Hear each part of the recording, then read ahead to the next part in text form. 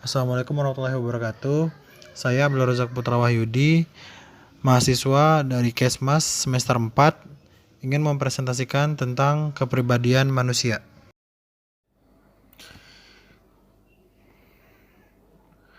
Kepribadian adalah suatu disiplin ilmu yang mempelajari tentang kepribadian manusia melalui tingkah laku atau sikap sehari-hari yang menjadi ciri khas seseorang tersebut. Di antaranya, kepribadian seseorang terdiri dari yang pertama, watak, karakter, temperamen, sifat, sikap, dan kebiasaan. Perbedaan dari keenam unsur di atas yaitu yang pertama, watak. Watak itu lebih bersifat stabil atau hereditar, bawaan dan bersifat normatif. Yang kedua, ada karakter, penggambaran tingkah laku dengan menonjolkan nilai benar atau salah, baik atau buruk, baik secara eksplisit maupun implisit. Yang ketiga, ada temperamen.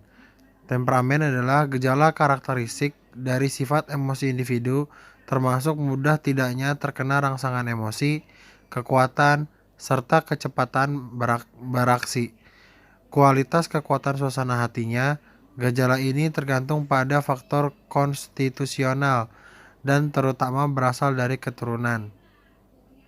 Yang keempat, sifat.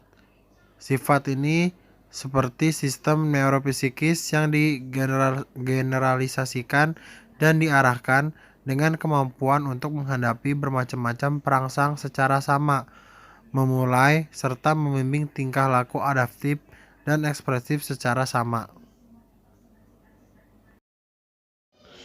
Selanjutnya ada kebiasaan. Kebiasaan sama dengan sifat. Hanya perbedaannya pada situasi apa yang cocok atau respon apa yang terjelma dari kondisi itu. Kemudian ada sikap. Sikap berhubungan dengan suatu objek yang dapat berbeda-beda dari yang lebih khusus ke yang lebih umum. Biasanya memberikan penilaian seperti menerima atau menolak terhadap objek yang dihadapi.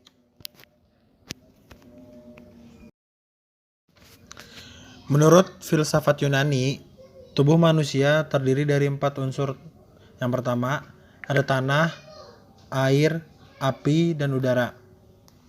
Yang kedua, ada Hippocrates. Sifat yang ada dalam tubuh manusia itu ada 4. Yang pertama, panas, dingin, kering, dan lembab. Kemudian ada darah. Darah itu memiliki 2 sifat. Yang pertama, sifatnya panas dan lembab. Yang selanjutnya, flekma atau lendir, dingin atau lembab. Empedu hitam, dingin dan kering. Dan empedu kuning, panas dan kering.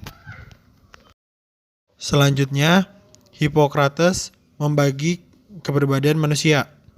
Yang pertama, jika di tubuh manusia itu terdapat lebih dominan cairan kol atau empedu kuning yang sifatnya kering, maka orang tersebut adalah orang koleris, yaitu orang yang memiliki tipe kepribadian seperti hidupnya penuh semangat, keras, hatinya mudah terbakar, daya juangnya besar, optimis, garang, mudah marah, pengatur, penguasa, penendam, dan serius.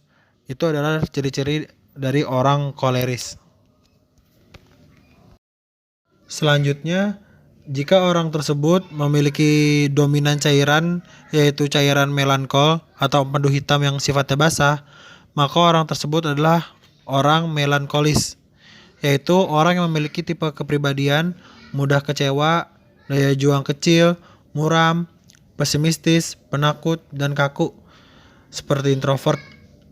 Selanjutnya, ada cairan yang lebih dominan dalam tubuhnya, cairan sanguis atau darah yang sifatnya panas. Itu termasuk orang sanguinis. Orang sanguinis biasanya memiliki tipe kepribadian hidup mudah berganti haluan, ramah, mudah bergaul, lincah, periang, mudah senyum, dan tidak mudah putus asa.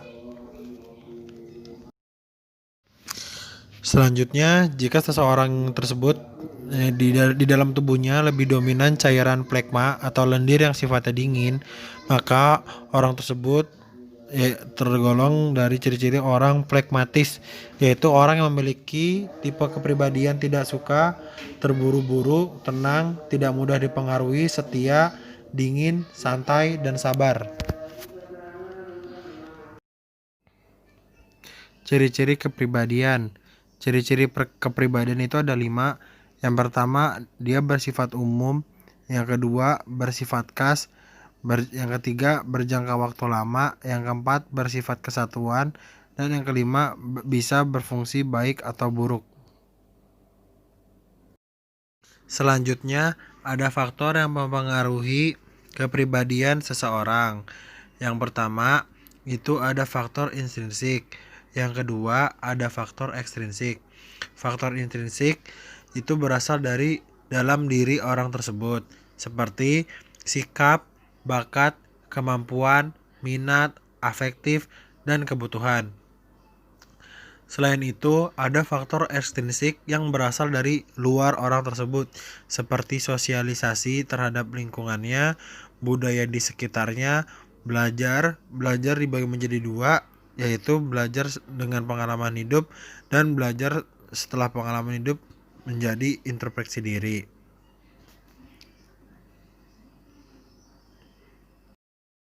Faktor yang mempengaruhi perubahan kepribadian menurut ahli itu yang pertama ada faktor organik seperti makanan, obat, infeksi, dan gangguan organik. Ya makanan tahu ya, kayak makanan yang expired gitu, kayak seperti obat narkotika gitu, terus infeksi dan gangguan organik. Yang kedua ada faktor lingkungan sosial seperti pendidikan, rekreasi, dan partisipasi sosial. Selanjutnya ada faktor dari dalam individu sendiri seperti tekanan emosional, identifikasi terhadap orang lain, dan imitasi. Pembentukan dan perkembangan kepribadian. Yang pertama itu ada paradigma psikoanalisis. Asumsi dasar menurut Sigmund Freud, yaitu Sigmund Freud memandang kepribadian sebagai suatu struktur yang terdiri dari 3 sistem, yaitu ID, ego, dan superego. Tingkah laku menurut Freud tidak lain merupakan hasil dari konflik dan rekonsiliasi ketiga sistem kepribadian tersebut. Selanjutnya, paradigma psikologis kepribadian, yaitu paradigma traits, yang berisi manusia memiliki macam atau jenis potensi yang sama ketika dilahirkan, namun dengan tingkat kualitas yang berbeda. Ketika potensi itu aktual dalam kepribadian, maka tampak bahwa tidak ada 2 orang yang memiliki kepribadian yang sama.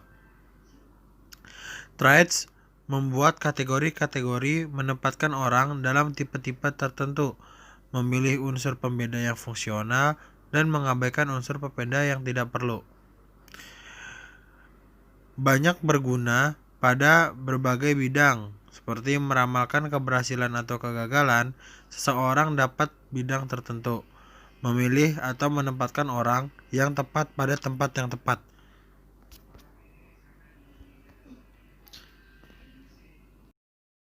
Selanjutnya ada paradigma kognitif. Ketika mengatasi masalah, penekannya bukan hanya pada ada masalah dengan pikiran Anda, tetapi juga berusaha mengungkapkan bahwa cara pandang seseorang mencerminkan bagaimana dunia itu bergerak dan fungsi otaknya bekerja. Fungsi terapi kognitif diantara lain merubah keberadaan di dunianya, mendorong orang untuk berpikir baik tentang dirinya, dan mendorong untuk memilih lingkungan yang tepat untuk dirinya. Selanjutnya ada paradigma behaviorisme yang berisi erat hubungannya dengan pengkondisian. Manusia adalah mesin, Erat kaitannya dengan teori belajar perubahan TL atau pengembangan TL baru. Yang selanjutnya, faktor pendorong agar orang mau merubah tingkah lakunya adalah reinforcement atau penguatan. Yang terakhir ada modifikasi perilaku atau manajemen reinforcement.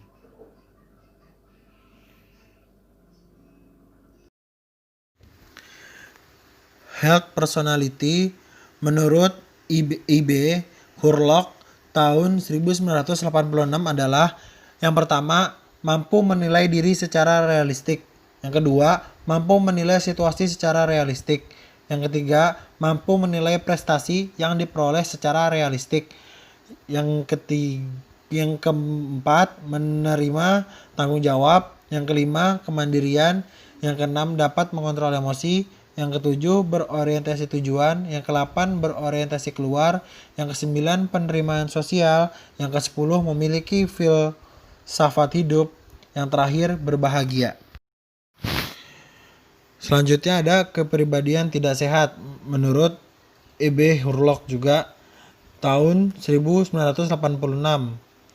Yang pertama, kepribadian tidak sehat itu mudah marah, menunjukkan kekhawatiran dan kecemasan, sering merasa stres dan depresi, bersikap kejam, ketidakmampuan untuk menghindar dari perilaku menyimpang, mempunyai kebiasaan berbohong, hiperaktif, bersikap memusuhi, sulit tidur, kurang memiliki rasa tanggung jawab, sering mengalami pusing kepala, kurang memiliki kesadaran, bersikap pesimis, dan kurang bergairah menghadapi kehidupan.